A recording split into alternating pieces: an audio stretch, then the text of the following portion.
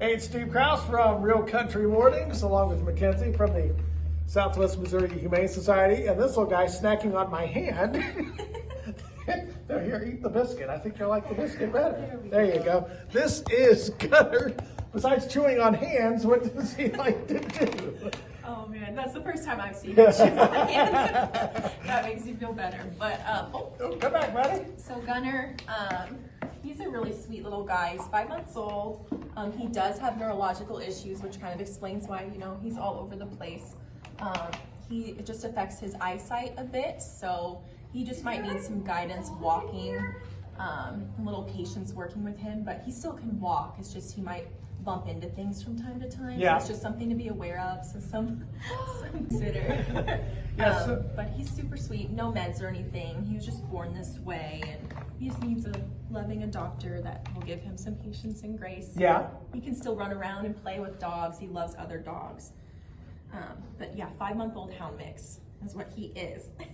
So it just takes a home with some patience. Yeah, some patience, but he's super sweet, really good with other dogs. Yeah. He goes on play dates in our backyard with Oh, other yeah? dogs, so he can still play just fine. Still pretty much just like any other dog, besides it affecting his eyesight a little bit. And we think he'd be great with older kids and cats, so he'd be good in a lot of homes.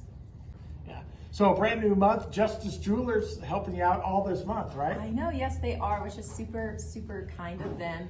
10% of all the proceeds from all their sales will go back to the animals. So not just if you mention us, but any purchase that is made, which is incredible, and we want to thank them so much for that. So as always, anybody who's going to be in the house with Gunner, you'd like them to come to the shelter? Yes, that would be great.